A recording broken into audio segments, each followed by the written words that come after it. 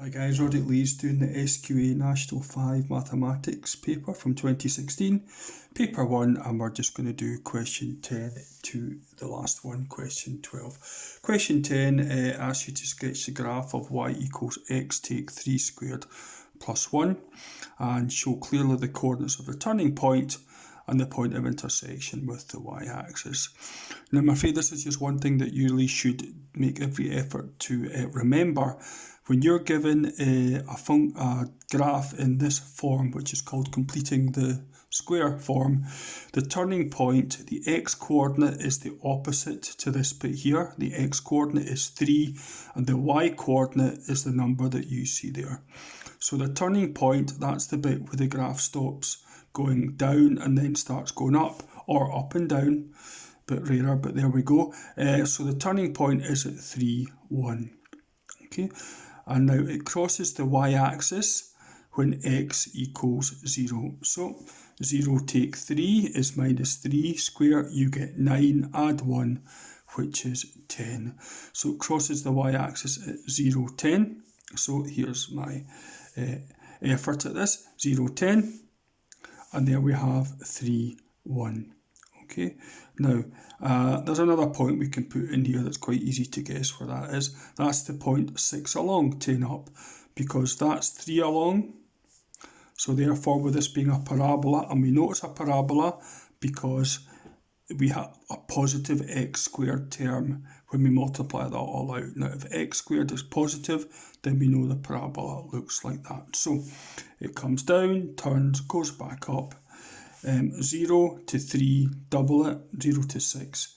So that's the point 6, 10. So we can now draw a parabola through 0, 10, turn it at 3, 1, back up to 6, 10, and that should be fine. Okay, let's have a look at number 11, where you have to simplify tan squared x times cos squared x. Okay, just a quick notice here.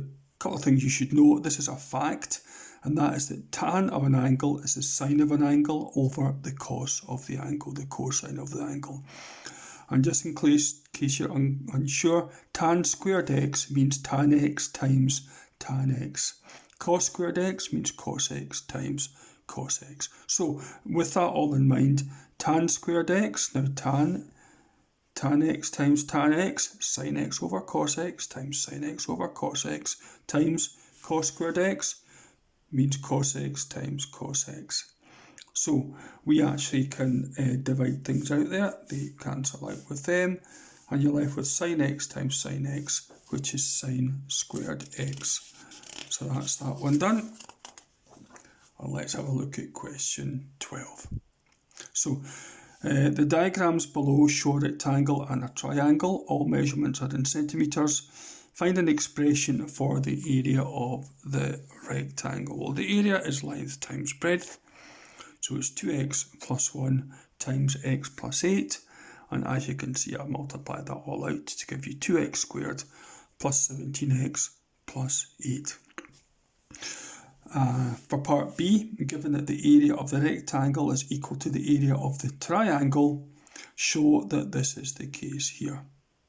Okay, so let's get the area of the triangle. Now don't forget the area of a triangle is half times base times height. So it's a half times 2x plus 5 times 3x. A half times 2, 2 halves give you 1, so it's just x plus 5 times 3x. So that gives you x times 3x, 3x squared, plus 5 times 3x is 15x. So the area of the triangle equals the area of the rectangle. So 3x squared plus 15x must equal 2x squared plus 17x plus 8 that we got a wee minute ago. Move everything over to the left hand side and don't forget to change the sign of anything that you move. Tidy it up. And you get x squared, take 2x, take 8 equals 0, which is what they were wanting there.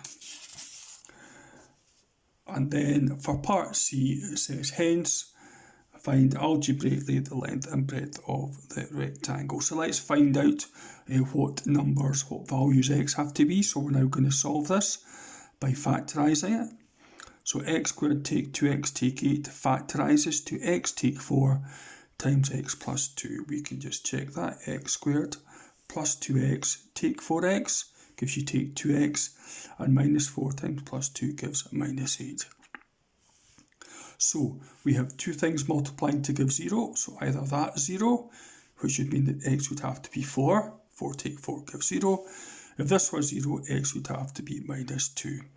Now minus 2 is a mathematical solution to that problem, but it's not a practical one within the context of the sum. Remember, we're talking about the length of the sides of rectangles, so we can just ignore that one there. So x equals 4 is the only valid solution, which means that the length of the rectangle, let's go back to the original diagram, is x plus 8, which is 4 plus 8, which gives you 12, and the breadth of the rectangle is 2 times x add 1, which is 2 times 4 is 8, add 1 gives you 9. So there are our solutions.